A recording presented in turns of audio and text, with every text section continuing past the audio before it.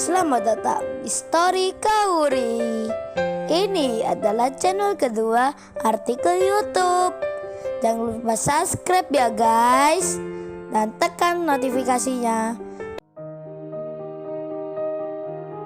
Kisah pemuda kaya, anak bos besar, pemilik 73 perusahaan, yang menjadi cleaning service. Episode 591. Kenshin yang diminta Rena untuk menyamar kerja di perusahaan omnya. Kenshin pun tak menolaknya. Dengan senang hati malah menerimanya. Dan hari sudah menginjak malam. Kenshin bicara pada istrinya, "Oh ya Kaori, aku tadi ditelepon oleh Rena. Dan Rena itu bilang, minta bantuan ke aku Kaori. Maksudnya tantenya lagi butuh orang untuk mencari informasi di perusahaan. Perusahaan itu milik suaminya, yang kini lagi dalam masalah. Aku diminta menyamar kerja di situ Kaori. Untuk kerja menjadi cleaning service, office boy ataupun sopir. Aku belum tahu kerja yang mana nantinya, dan ini aku bilang ke kamu." Maksudnya minta izin gitu. Terlihat kedua anaknya Kenshin tertidur. Dan Kaori menjawabnya, "Terus say kamu bilangnya apa? Menerima atau menolaknya?" Kenshin membalasnya, "Oh kalau itu aku sudah bersedia Kaori. Aku menerimanya." Kaori pun menyahutnya, "Nah terus ngapain ya minta izin ke aku? Kalau aku tak membolehkan gimana? Sedang kamu sudah menerimanya." Kenshin pun bicara, "Wah kalau kamu Kaori tak mengizinkan, kan aku jadi nggak enak nantinya. Karena sudah bilang bisa ke Mbak Rena dan tantenya. Masa harus dibatalkan? Kan sangat nggak enak Kaori. Please ya istriku, boleh ya aku membantu Rena? Kan tadi aku minta Mbak Rena mengantar Ririn. Sekalian meminjam mobilnya. Masa sekarang aku tak mau menolongnya?" Kaori menjawabnya, "Duh say kamu kayak anak kecil saja. Nggak malu apa memohon begitu?" Kenshin pun berkata, "Ya nggak malulah Kaori. Namanya juga aku sayang istri. Jadi harus minta izin dulu ke kamu." Kenshin pun melihat Kaori dari dekat, dan langsung mencium wajahnya. Aduh Kenshin romantis sekali. Atau sekedar ingin meluluhkan hatinya Kaori. Kaori pun menjawabnya, "Ih kamu sedang merayu aku ya? Pakai cium-cium segala. Emang siapa sih yang tak mengizinkan? Kan aku nggak bilang begitu. Ya boleh saja say kamu menyamar kerja. Tapi kamu harus bisa menjaga diri ya. Karena di perusahaan kan banyak cewek-cewek cantiknya. Pasti deh kamu tertarik nantinya." Kenshin menjawabnya, "Terus apa emang ada ya Kaori? Cewek yang lebih cantik dari kamu? Meski kamu sudah jadi istriku, dan bisa melihatmu setiap hari. Tapi wajahmu tetap menarik. Nggak bosan-bosan aku melihatnya." Kaori menyahutnya, "Aduh say kamu merayu lagi. Pasti ada maksudnya. Kan sudah aku bolehkan." Kenshin menjawabnya, "Iya nih Kaori emang aku ada maksudnya. Ini cuman aku mau bilang. Kan anak kita sudah tidur Kaori. Sebaiknya sekarang kita ngapain ya?" Kaori pun tersenyum. Mengerti maksudnya Kenshin. Dan Kaori menjawabnya, "Terus kamu mau ngapain lo say? Aku kan juga nggak tahu ya." Kenshin pun memberi tanda. Kaori melihatnya, tersenyum lagi dirinya. Dan beberapa jam berjalan. Pagi pun telah datang. Ririn dan Iwan bersiap berangkat. Melakukan perjalanan ke desa. Dan seperti yang dipesan Bang Hotman kemarin, Iwan pun akan naik mobil Lamborghini bersama Ririn istrinya. Sekalian mencoba hadiah pernikahannya dari Kenshin dan Kaori. Iwan pun jadi tak enak rasanya. Baru melihatnya saja, jadi ragu-ragu menaikinya. Hati Iwan pun bicara, apa kata orang desa nanti kalau melihat mobil ini, sedang dirinya kerja di kota, hanya jadi cleaning service. Iwan takut jadi omongan, karena punya mobil berharga mahal. Tapi Iwan sudah berjanji, dan kini menetapkan hati, bersama Ririn dan keluarga besarnya. Akhirnya Iwan pun berani menaiki mobil Lamborghini. Perjalanan pun dimulai.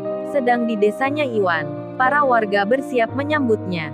Mereka yang tak bisa datang ke kota, antusias menanti Iwan. Apalagi Iwan sudah berjasa menyelamatkan tanah warga dari proyek Tuan Sasaki yang hendak akan dibangun di sini. Para warga desa pun masih mengingatnya, mengingat Kenshin pula. Sedang Kenshin sendiri tak ikut ke desanya Iwan karena ada keperluan.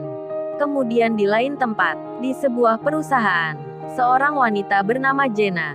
Cantik paras wajahnya, anggun pula penampilannya. Wanita yang bernama Jenna itu berkata, Pak Edi, kalau ada yang wawancara saya, Pak Edi itu jangan mendekat.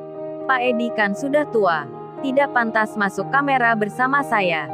Bikin pemandangan rusak saja. Rupanya Jenna ini seorang modeling yang kerap kali diwawancara wartawan. Entah itu masuk surat kabar atau media majalah dan koran. Dan Jenna itu di samping menjadi model, Jenna juga kerja di perusahaan ini. Sebab papanya yang bernama Pak Jeffrey adalah pimpinan di sini. Pak Edi sopir pribadi rumahnya pun dimarahi. Jenna tak peduli meski Pak Edi sudah tua. Dan Jenna melanjutkan berkata, "Oh ya Pak Edi, kalau gitu sekarang aku akan bilang papa. Pak Edi besok jangan jadi sopir yang mengantarku kerja. Pak Edi pensiun saja, jadi tukang kebun di rumah. Karena sudah tidak pantas mengantar saya. Dan nanti jangan menjemput pula. Biar saya pulang sendiri." Si Jenna tanpa perasaan mengusir orang yang sudah tua. Membentak-bentak pula. Si Jenna di samping terkenal akan cantiknya, si Jenna juga dikenal jahatnya. Sikapnya yang kerap kali arogan. Tak segan-segan menegur orang dengan kasar. Baik itu pegawai wanita maupun laki-laki di sini. Sudah sering mendapat marahnya. Maklum papanya yang berkuasa. Si Jenna pun menjadi bak raja. Bebas berbuat apa maunya. Sedang Kenshin sendiri, sekarang lagi ke rumahnya Rena. Kenshin pun mendapat izin dari Kaori. Saat itu Kenshin tak memakai mobilnya.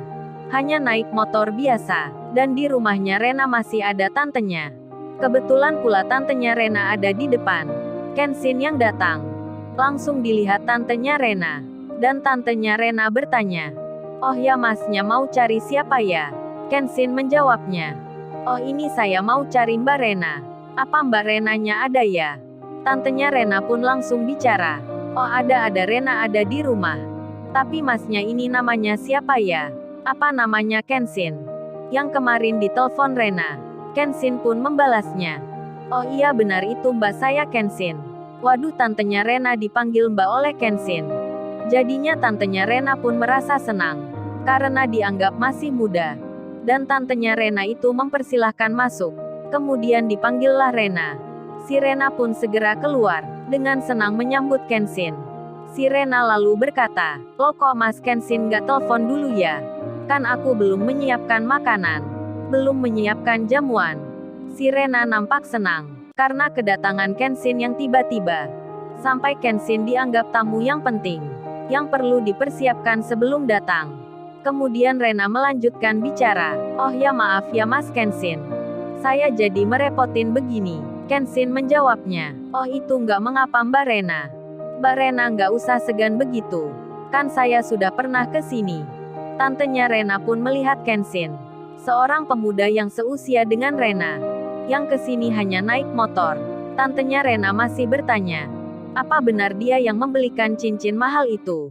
Apa benar kerjanya cleaning service?"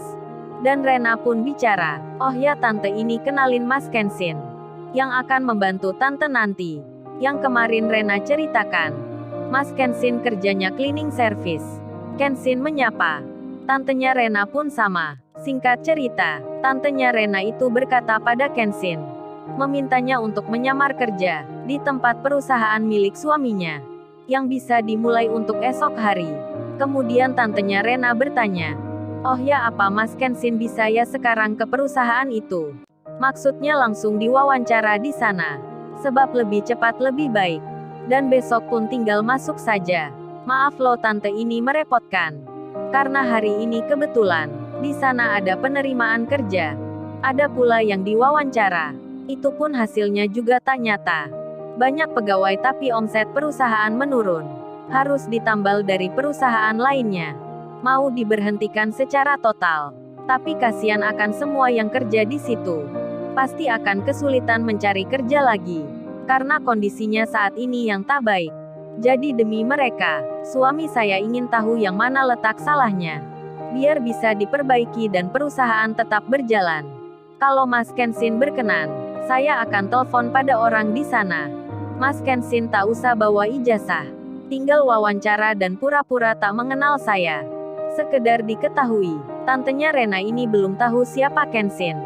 Karena Kenshin kemarin bilang ke Rena, agar tak menceritakan siapa dirinya. Dan Kenshin pun menjawabnya, oh bisa-bisa tante, memangnya perusahaannya di mana ya? Dan tantenya Rena pun menyebutkan. Kenshin langsung mengiyakan. Di saat yang sama, si Jenna berkata pada papinya. Papinya adalah pimpinan perusahaan di sini. Si Jenna bicara, Pak kalau gitu Pak Edi dipecat saja. Sudah tua tak pantas jadi sopir rumah. Pak Edi kalau masih mau kerja, suruh saja Pak jadi tukang kebun dan bersih-bersih selokan. Dan untuk sopir rumah, cari saja Pak pegawai yang di sini. Nanti gajinya pakai uang perusahaan. Tak usah pakai uang papa sendiri. Kan sekarang itu ada wawancara kerja. Cari saja Pak satu di antara mereka. Papinya pun menjawabnya, bagus itu idemu Jenna. Biar papa nanti ke kantor HRD. Untuk melihat yang melamar kerja. Sekalian mencari orang mana yang tepatnya. Kemudian Jenna kembali ke kantornya. Sedang Kenshin pun berangkat, akan langsung ke perusahaan. Untuk melakukan interview kerja. Kerja apakah nanti yang akan dijalani Kenshin? Lalu, bagaimana kisah selanjutnya? Subscribe channel ini untuk episode berikutnya. Terima kasih. Jangan lupa ya guys, untuk kelanjutan ceritanya ada di channel Story Kauri. Jangan lupa subscribe ya guys, dan tekan notifikasinya.